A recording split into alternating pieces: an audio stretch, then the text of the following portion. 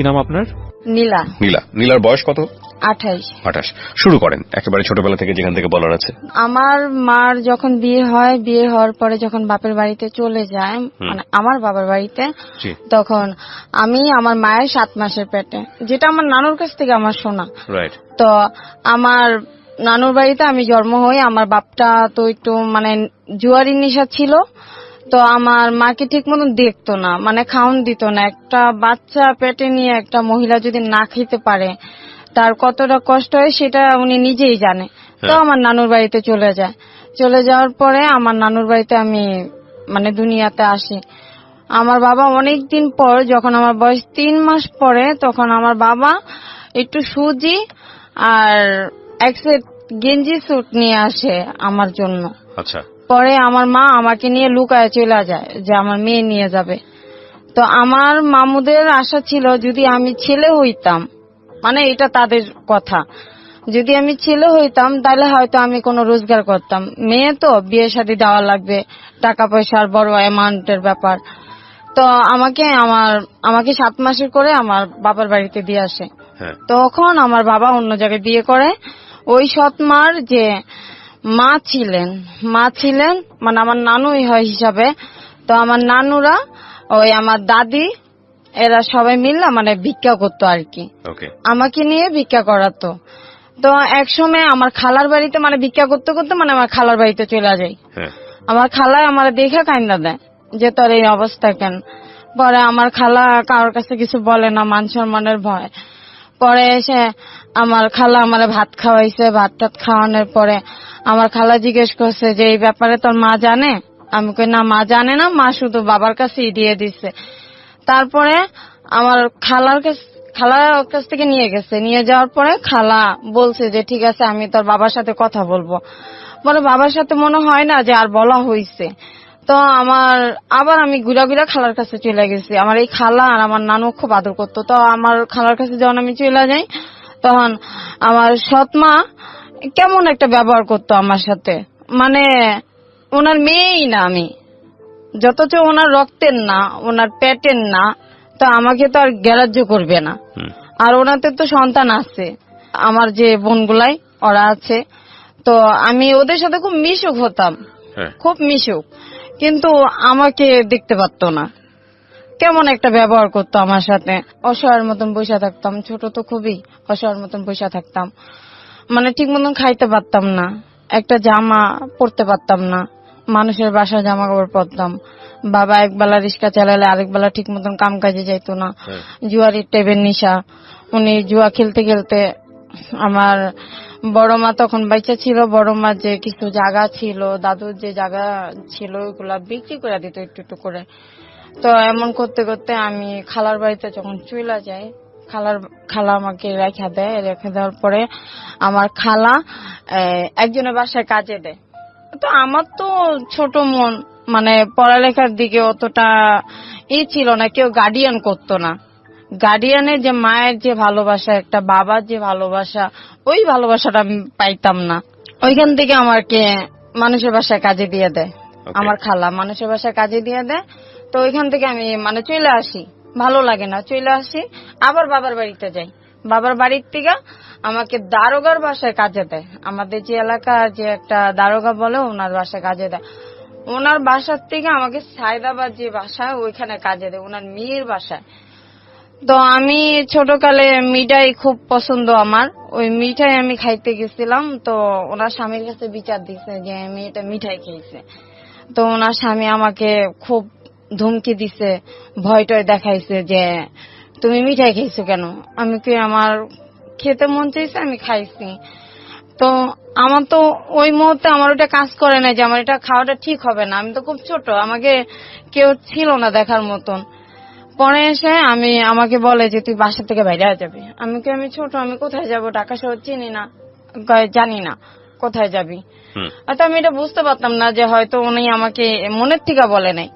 তো আমাকে মরিচ আনতে দিছে, ওই জিনিসটাই আমার মাথায় কাজ করতেছে যে উনি তো আমাকে বাসা থেকে বাইরে যেতে বলছে, তাহলে আমি চলে যাই।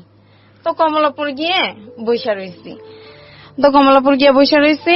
আমার খুব ক্ষুধা লাগছে, কি খামো, মানুষের এখানে চায়া খাইতেছি, যে আমার একটু রুটি দেন। হ্যাঁ। তো একটু রুটির বদলি সে আমাকে বলছে যে চল আমার বাসায় যাবি। এই অপরিচিত লোক? হ্যাঁ। তো আমি বলছি যে কেন আপনার বাসায় যাব, চিনি না। কয় চল তোকে রুটি দিব, ভাত দিব, সাথে জামাও দিব, তুই কি ছিঁড়া একটা জামা পরে রইছিস। তখন বয়স কত আপনার? আমার বয়স তখন 8। পরে বাসায় যখন ডাকছে তো আমি বলছি যে না আমি যাব না, মানে ওইটা আমার একটু মাথায় কাজ করতো যে ওনার সাথে আবার গেলে আমি জানি না কি হবে। তো উনি আমাকে খুব আদর করে মানে ভালোবাসা দিয়ে আমাকে একটা কোক কিনা দিছে। কোকের মুখটা আবার উনিই খুলছে। তো উনি আমাকে যখন বাসায় নিয়ে গেছে, বাসায় নেওয়ার পরে আমাকে খাওয়াইছে, কোকটা খাওয়াইছে। কিন্তু কোকটা কিন্তু অচেতন একটা কোক ছিল।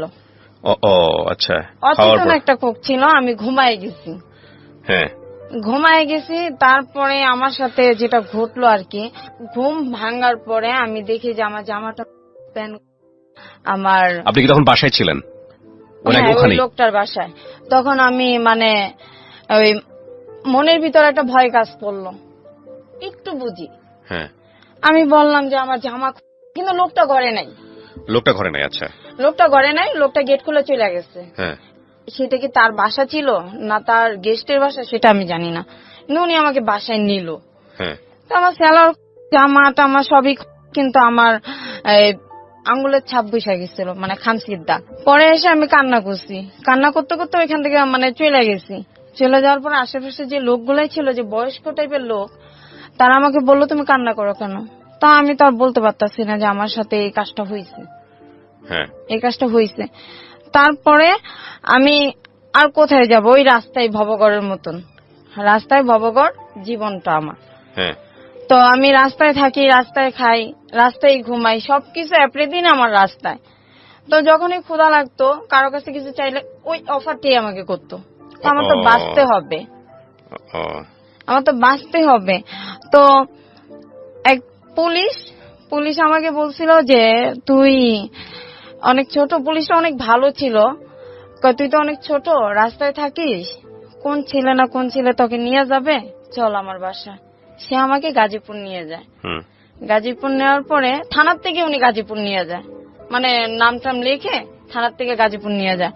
কিন্তু আমি বুঝতে পারি নাই ওনার ছেলেটা খুবই ছোট, 5 বছরের একটা বাচ্চা। ওই বাচ্চাটা আমার সাথে সাথে বাসা থেকে বাইরে গেছে। তো ওদের পরিচিত এক সাইকেলের দোকানে আমি ওকে রেখে দিছি, কিন্তু ওর বাবা মনে করছে ওকে আমি পাচার করতে নিয়ে যাচ্ছি। তারপরে ওই আমি একটা টেম্পো স্ট্যান্ডে আমি কথা বলছি যে আপনি কি পুলিশের লোক, তাহলে আমাকে একটু থানায় দিয়ে আসেন, কারণ আমি রাস্তা হারাই ফেলাইছি, আর ওনার নামটাও আমার মনে নাই। রমনা থানা বললে সবাই চিনবে। তো ফট করে দেখি ওনার ওই ছেলের বাবা আমার হাত ধরছে, হাত ধরে বাসায় নিয়ে গেছে, নিয়ে আমাকে ইচ্ছা মতন মারছে, ইচ্ছা মতন মারছে, আর বলছে যে তুই আমার ছেলেকে পাচার করে দিবি, তুই শিশু পাচার। আমি একটা বাচ্চা, আমি আর একটা বাচ্চাকে কিভাবে পাচার করব। কিন্তু যে লোকটার সাথে আমি কথা বলছি, ওই লোকটা যদি না থাকতো ওই মধ্যে কোর্ট কাচারিতে, তাহলে হয়তো আমার লাইফ শেষ হয়ে যেত। আমি আর কখনো মানে কারোর কথা ভাবতাম না। তো পরে এসে একটা এনজিওর মাধ্যমে আমি ছাড়া পাই, লং টাইম একটা যায়, যেমন 1 বছরের মতন আমার ওই জেলখানায় থাকা পড়ে, ঢাকা সেন্ট্রাল জেলে লং টাইম একটা যায়। তো সরকারি ভাবে যে আইন অনুযায়ী তারা তো ওইখানে আমাকে ভিতরে রাখছে।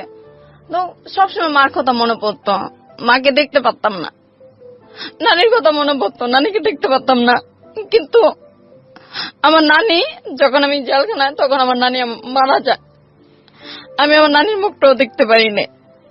তো এক পর্যায়ে আমি সরকারি যে উকিল গুলাই, ওনারা প্রতি শুক্রবার মেয়েদেরকে লাইনে বসায়, যাদের কোনো অভিভাবক নাই, লাইনে বসায়। তো আমি একটা উকিলের পায়ে ধরে কানলাম আর বললাম যে স্যার আপনি যদি আমাকে একটু সহযোগিতা করেন। তখন আমার বয়স 8 বছরের থেকে 9 বছরে পা দিচ্ছি আমি, যে যদি আমাকে একটু সহযোগিতা করেন, আমি শিশু বাচ্চা, আমি তো এইসব করি নাই। তো বলছে যে ঠিক আছে, আমি তোমার জন্য আমি চেষ্টা করব, তার আগে তোমাদের গ্রামের ঠিকানা বলো। তা আমি এগুলা যখন বললাম, কিন্তু তখন আমাদের এখন যে গাজীপুর, তখন আমাদের জেলাটা ছিল ময়মনসিংহ তখনকার। তো ওনারা সব বিস্তারিত বার করে তখন আমার নানুর বাড়িতে একটা চিঠি যায়, আচ্ছা। নানুর বাড়িতে যখন চিঠি যায় ওই চিঠিটার থেকে আমার মা পায়। আমার মাকে বললো যে আপনার মেয়ে তো অমুক জায়গায়। তখন বললো যে আমি তো কিছু করতে পারবো না, তার বাবার কাছে যাও।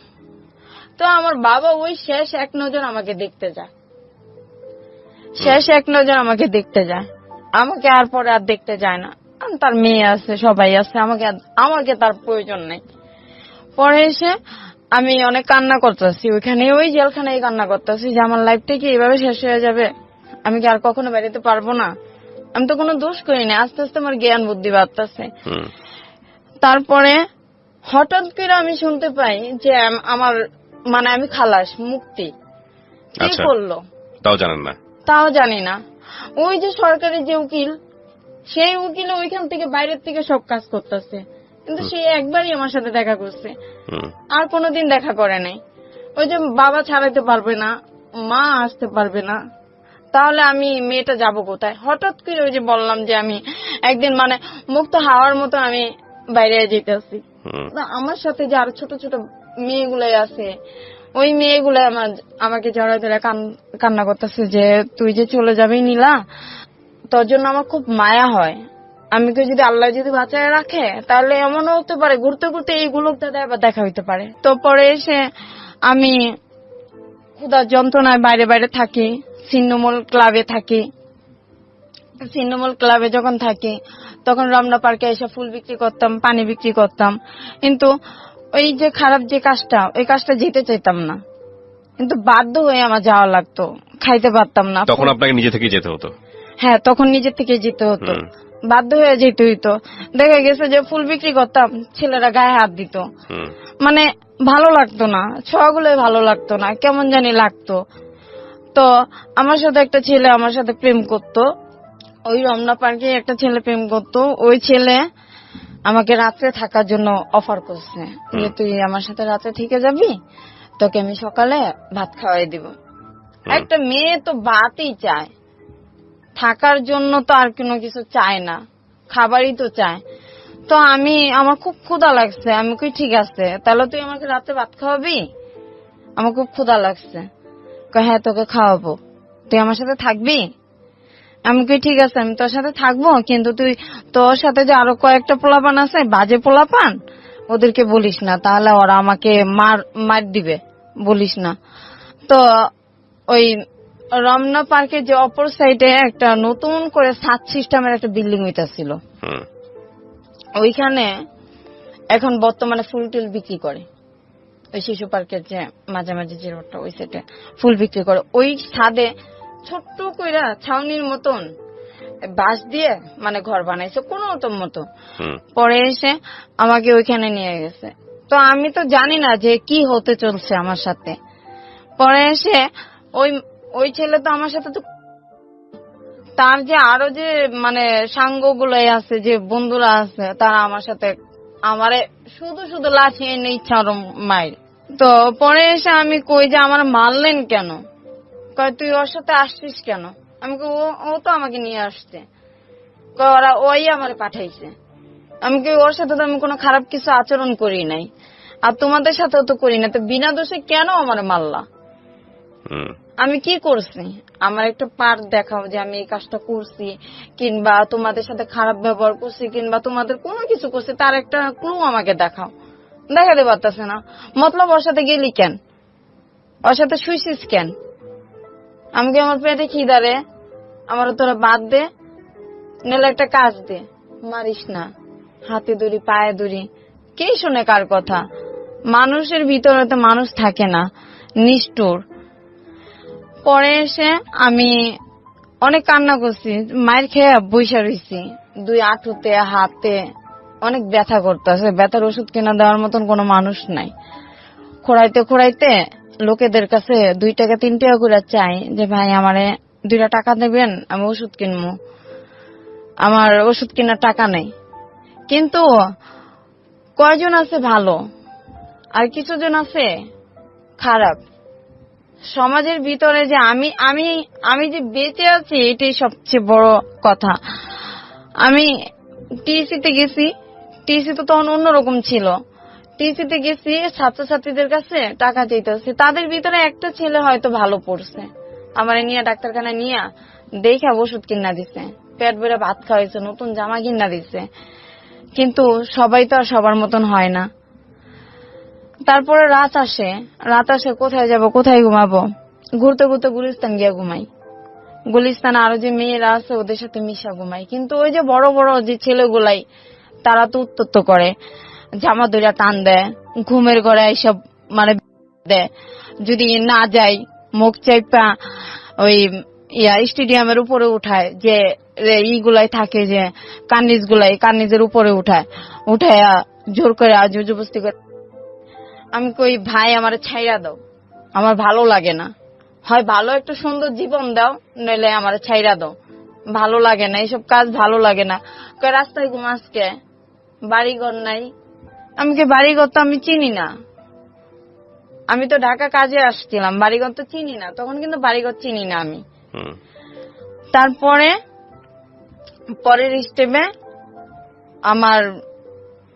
আমার যখন নাকি রাতের বেলা, যখন নাকি ওরা আমার সকালবেলা আমার গুইনা 500 টাকা দেয়, তখন এই টাকার দিকে তাকাই আর বলি যে এই যে 500 টাকার জন্য ওরা আমার জোর করে, এই টাকাটা না দিয়ে যদি তাদের ভিতরে যে কোনো একজন যদি আমার নিজের বোনের মতন কিংবা যে কোনো একটা আপন মানুষ মনে করে যদি আমার রাখতো, তাও তো নিজের বুঝাইতে পারতাম যে না আমি রাস্তার থেকে আমি মানে ঘরে আছি।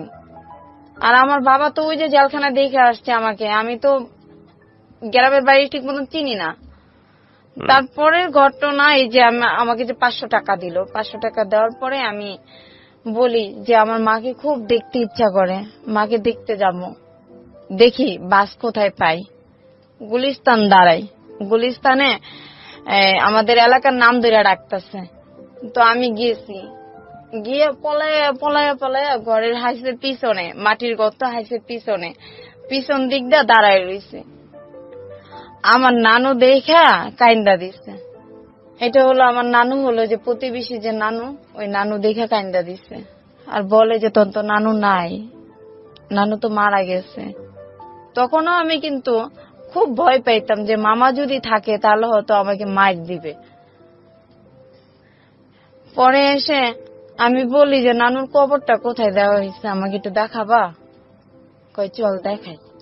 পরে পিছনে নানুর কবর। আমি কই যেই নানু আমার বুকে আগলায় রাখছে, যেই নানু আমার মার বিয়ে হওয়ার পরে নানু আমার সবসময় কাছে রাখছে, সেই নানু এই দুনিয়ার থেকে নাই, তাহলে তো এইখানে আমার আশা হবে না।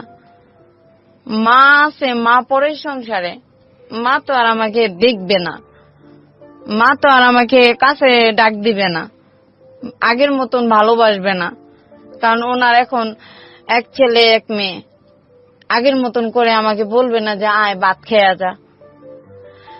তারপরে আমি বাড়ির থেকে চলে আসি, মনে একটা বড় আঘাত পাইছি। বাবার সাথে একবার গিয়ে দেখা করছি, ওইখান থেকে যাওয়ার পথে বাবার সাথে দেখা করছি। বাবারে বললাম যে বাবা, আমি যদি তোমার মেয়ে হয়ে থাকি তাহলে আমার জন্য একটু কিছু হইলেও তুমি রাখো, যেন আমি শেষ বয়সে যেন আমি এখানে এসে থাকতে পারি। আমার বাবা বলে যে তুই আমাকে 5,000 টাকা দে, আমি তোর নামে জায়গা রেজিস্ট্রি করে দে। আমি কি বাবা ওই টাকা আমার কাছে দেওয়ার মতো সামর্থ্য নাই, আমার কাছে নাই বাবা, আমি দিতে পারবো না। সৎ ভাই বোন গুলো আমার দেখতে পারে না। লাস্ট মানুষ বলে যে তুই এইখানে এসে কি করবি, এখানে তো তোর দেখতেই পারে না, তোর আরো খারাপ বলে।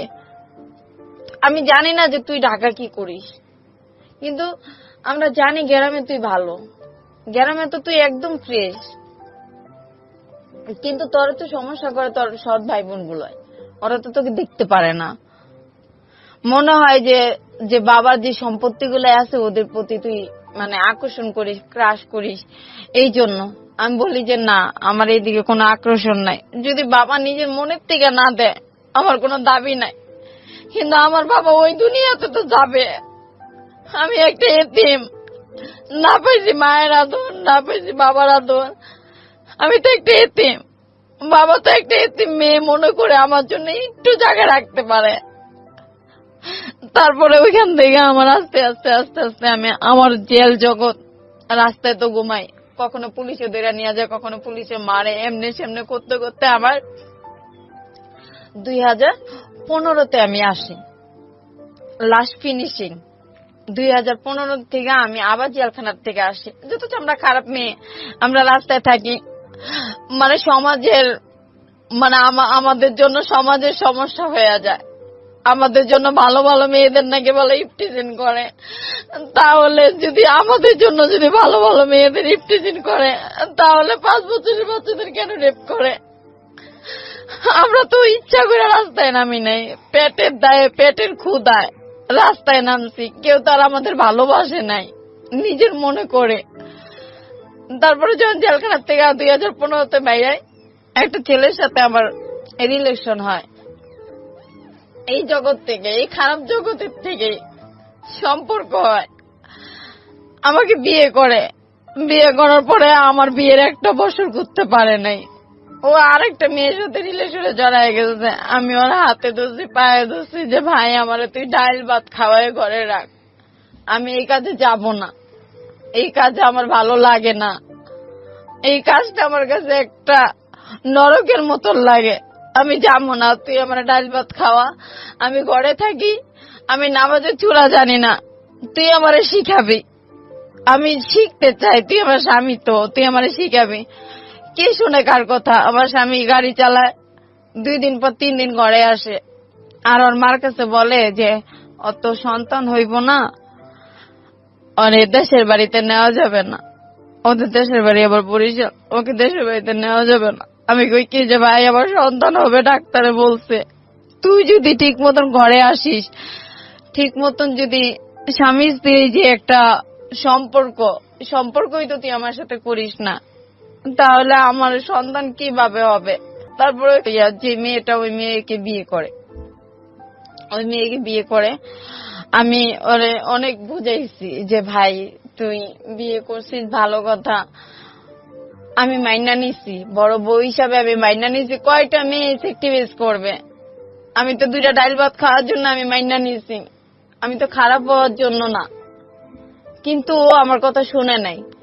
আমি আমি আমি দেখতে অসুন্দর, আমার চেহারা সুন্দর না, আমি কালো, ওর সাথে আমার মানাইব না, আমি খারাপ, বড় বেটার সাথে যাই, আমার এই সমস্ত কথা কইছে। আমি কানতে কানতে কানতে কানতে ওর বাসার থেকে আমি বাইরে গেছি যে তুই তো আমার খারাপ দেখেই বিয়ে করছ, তাইলে তুই আমার কাছ থেকে কেন ছেড়ে যাস? না, তোর সমাজে নেওয়া যাইব না, সমাজে নিলে তোরে চিনলে মানুষ তোরে খারাপ কইব। আমি কি, তুই তো আমার স্বামী, তুই কবি আমার মানুষটা বলবি যে আমার বউ, আমি বিয়ে করছি ভালো হয়ে গেছে গা, সম্মান তো ওরা এমনিই দিব, সম্মান তো নিজের থেকে নেওয়া যায় না, ওরা তো এমনিই দিব যদি তুই আমার ঘরে রাখোস। কয় না, আমার নন্দে কয় আপনি আমার বাসায় আইসেন না, আপনি খারাপ, আপনারে দেখলে মানুষ সিসি করে। আমার বাসুর আমারে দেখতে পারে না, আমি খারাপ বইলা। আমি কই দেখো, খারাপ থেকে মায়ের পেটের থেকে আসে না, পরিস্থিতি শিকার হয়ে খারাপ হয়। আমি ভালো হইতে চাই, তোমার ভাইরা একবার বলো, তোমার তো ছোট ভাই কথাগুলো শুনবে, তোমরা একবার বুঝায় বলো যে আমাকে রাখতে। কয় না, আপনি যেখানে আছেন উনি থাকেন, আপনি আইসেন না আমাদের কাছে, আপনি আইলে মানুষ খারাপ কয়। আমি এই জনকাজ করে আমার স্বামীর লঙ্গির থেকে শুরু করে ওরে কোন সুনোটা দিলে মুখে শুট করবে, কোন গেঞ্জিটা পরলে ওরে ভালো লাগবে, আমি সব কিনা দিতাম, কিন্তু ভালোবাসার কাছ থেকে আমি পাই নাই। ও নিশা খাইতো, যে বর্তমানে যে বলে যে ইয়াবা, ও নিশা খাইতো। আমি বলছি তুই যাইস না, তুই এখানেই থাক, তুই এগুলো খাইস না, তুই যদি এগুলো খাস তুই জীবনে পরিবর্তন হইতে পারবি না। আমার মারে তেল বাঁকা দিত, তুই আমার চিনস, তারা মায়েরা গুম করে তুমো, কেউ খবর পাইব না। আমি কই দেখ আমি এতিম মাইয়া, তুই এতিম, তুই এইগুলা খাইস না। আসলে আমার কথা শুনতো না। নিত্য নতুন মেয়ে দেখে, নিত্য নতুন মেয়েদের ছোঁয়ার ভালো লাগে। বউ তো পুরনো হয়ে গেছে, বউ ছোঁয়ার ভালো লাগে না।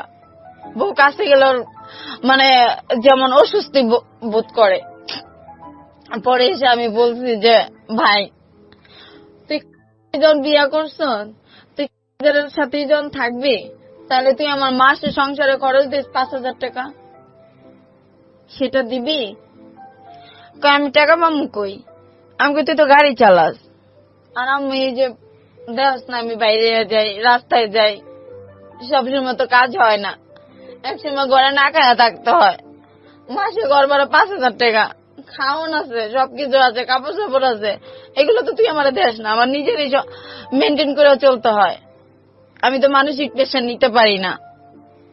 ওর জন্য আমি একবার ফাঁসি দিতে গেছি, একবার আমার বুকে আগুন দিতে গেছি। ওই বাঁচাইছে, কিন্তু ওই বাঁচাইছে আবার ওই আমার কাছ থেকে সরে গেছে। তাহলে কেন গেলি আর কেন আমার বাঁচাইলি? তুই যদি নাই যাইতি তাহলে তো আমি নিয়ত করছিলাম যে দুইজনের স্বামী স্ত্রী মিল্লা কিছু টাকা জোগাইয়া ব্যাংকের থেকে যে পিক আপ গাড়িগুলো আছে, ও তো গাড়ি চালাইতে পারে, একটা গাড়ি কিনা দেবো, আমার নামেই থাকবো, ও আস্তে আস্তে মাসে মাসে কিস্তি দিয়ে দিবে, সুদ করে দিবে।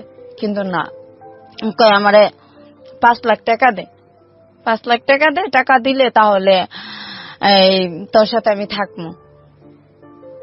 আমি কই আমি এই টাকা পাবো কই? তুই তো জানোস যে আমি কি কাজ করি, এই কাজে তো এরকম এত টাকা পাওয়া যায় না। আর এই কাজে কয় টাকা দেয়? কোন ক্লায়েন্টে দেয় 1,000 টাকা, কোন ক্লায়েন্টে দেয় নাইডি নিয়ে গেলে 2,000 3,000 টাকা দেয়। এত টাকা তো পাওয়া যায় না। আর আমি কই পাবো এত টাকা? আর আমি তো আর 5 জনের মতন ওইরকম খারাপ হইতে পারবো না যে একজনের নিঃস্ব কইরা শেষ কইরা আমি নিয়ে এসে পাবো। তাহলে তো আমার জেল হইব, ফাঁসি হইব। আমি তো এগুলা পারবো না। না পারলে নাই, তোর কাছে আমি থাকবো না। তারপরে দিয়া আমি বাইরে চলে যাবো দেখে আমি পাসপোর্ট করছি। বাইরে চলে যাবো দেখে পাসপোর্ট করছি। 2017-তে আমি যাইতে পারি নাই, কারণ আমার ভিসার মেয়াদটা আছে 1 দিন। আমি যাইতে পারি নাই। পরে আবার নতুন করে আবার পাসপোর্ট আর ভিসা এগুলা সব ঠিকঠাক করছে। ঠিকঠাক করার পরে অন্য অফিসের থেকে আমি গেছি সৌদি 2018-তে। তখন আমার মা বোন সবাই ঢাকা থাকে। তখন আমার মা বোন জানতো না যে আমি এই কাজ করি। ওদের সাথে বছরে একবার গিয়ে আমি দেখা করতাম, নাহলে মাসে একবার গিয়ে দেখা করতাম। এত লম্বা হিস্টোরি, সবকিছু মেমোরিতে থাকে না। যেগুলো মনে আছে আমি সেগুলোই বলতেছি। তারপরে আমার মা বোন আমি নিয়ে আসছি। এখানে আবার একটা ঘটনা ঘটছে যে আমার ছোট ভাই আবার একটা কাজ করছে। ওই ছোট ভাইয়ের জন্য আমি, আমার ছোট বোন, আমার মামানি জেলখানায় গেছি। কারণ আমি তো জেলখানায় গেছি, জেল জগতের অবস্থা আমি জানি, কিন্তু ওরা তো কখনো জেলখানায় যায় নাই। ওই ভাইয়ের জন্য আমাদের জেলখানায় নিয়ে গেছে। তোর ভাইরে ধরায় দে, নইলে টাকা দে। তা আমরা বললাম যে ভাইরে ধরায় দিব, আমরা ওই টাকা কোথায় পাবো? আমাদের কাছে টাকা নাই। আমাদের জিজ্ঞেস করে ও তোর কি হয়? আমি কি আমার ভাই হয়? কয় তোর কেমন ভাই? আমি কই আমি আগের সংসারের। এটা তোমার বলতে হবে। পরে আমার ছোট বোনরে ইচ্ছারম দারোগায় হাতে লাঠি দিয়া, মোটা যে লাঠিগুলো এগুলো দিয়ে বাড়ি দিছে। আর ওই দারোগায় আমার মাঝরাই তো ঘুমেতে উঠায় নিয়ে আমারে কয় তোর ভাইয়ের আইনা দে, আর নিলে তোরা জেলে পচবি। তখন আমি বলি অন্যায় ভাই করছে, আমরা অন্যায় করি নাই। তো এইখানে যে অন্যায় করছে আপনারা তারে খোঁজেন। আচ্ছা, আপনার নামটা যেন কি বলছিলেন? নীলা। নীলা, আমি খুব সংক্ষিপ্ত করে কিছু প্রশ্ন আপনাকে জিজ্ঞেস করি। আপনার বর্তমান কি আপনি একই পেশার সঙ্গে যুক্ত আছেন? জি জি। এখন আছেন? জি। আপনার এই পেশাতে নিশ্চয়ই ভালো লাগে না? না। তো আপনি এখান থেকে বের হয়ে গার্মেন্টসে যান না কেন? গার্মেন্টসে কাজ করলে তো পারেন। গার্মেন্টসে কাজ করলে শিক্ষাগত যোগ্যতা লাগে, যেটা আমার ভিতরে নাই। আচ্ছা। বাসা বাড়িতে কাজ করতে গেলে দেখা গেছে ছেলে একা থাকে, গায়ে হাত দেয়। অফিসে পিয়নে চাকরি করব, একটা ফাইল একটা স্যারের কাছে দিয়ে দেবো, এখানে কি লেখা আছে আমি পড়তে পারবো না। মাসে যদি আমার খাওয়া দাওয়া নিয়ে 20,000 টাকা খরচ যায়, আমি 20,000 টাকা আমি কোথায় পাবো? না, তারপরেও আমি আপনাকে একটা কথা বলি, আপনি যদি চেষ্টা করেন এখান থেকে বের হয়ে আসার জন্য, নিশ্চয়ই আল্লাহ আপনাকে পথ দেখাবে। চেষ্টাটা করতে হবে, 1। আর 2 নম্বর যেটা, সেটা হচ্ছে দেখেন এই জায়গাটা কিন্তু অনেক রিস্কি। আপনি যে কাজটা করেন এটার যে হেলথ কিছু ইস্যু আছে, স্বাস্থ্যগত কিছু বিপজ্জনক ঝুঁকিপূর্ণ একটা জায়গা, এটা জানেন আপনি? হ্যাঁ জানি। আচ্ছা, তাহলে এই ঝুঁকিপূর্ণ জায়গাতে যেভাবে স্বাস্থ্য ভালো রাখতে হয় সে বিষয়ে আপনি সচেতন থাকবেন। দেখেন, আপনার এই গল্পটা এটা আমি ভিজুয়ালি পোর্ট্রে করতে চেয়েছিলাম। আপনার যদি মনে না থাকে, আপনি আমার অফিসে গিয়েছিলেন, জি পরবর্তীতে আমার কাছে মনে হয়েছে আপনার ফেস দেখালে আপনার সামাজিকতায় ক্ষতি হবে, সেই জায়গা থেকে আমি রেডিওতে নিয়ে এসেছি গল্পটা। এবং এটা ঠিক যে আপনার এই গল্পের অনেক কিছু আমরা ছোটখাটো কেটে প্রেসাইজ লিখানো উপস্থাপন করেছি। আমি শুধু একটা জিনিসই বলতে চাই, এখানে আমার যতগুলো কেস এরকম জানা আছে সেখান থেকে আমি দেখেছি যে একটা মেয়ে কি পরিমাণ ভার্নারেবল লাইফ লিড করলে সেই ধরনের পেশাতে যায় বা যেতে বাধ্য হয়। সো এরা মানুষ, এরা আমাদের মা বোন, এদেরকে সম্মান করতে হবে। কেউই আসলে স্বেচ্ছায় ধরনের পেশাতে যায় না। যখন ঢুকে পড়ে, যখন একেবারে অনেক দিন সময় পার হয়ে যায়, তখন আর অনেকেই বের হয়ে আসতে পারে না। অনেকে অনেক ধরনের মাদকদ্রব্যের সঙ্গেও জড়িয়ে যায়। সো আমরা কেউ যেন কখনো কাউকে বাধ্য না করি সারাটা জীবন ধরে এরকম একটা পরিস্থিতিতে যাওয়ার জন্য। সো এটাই হচ্ছে বলার।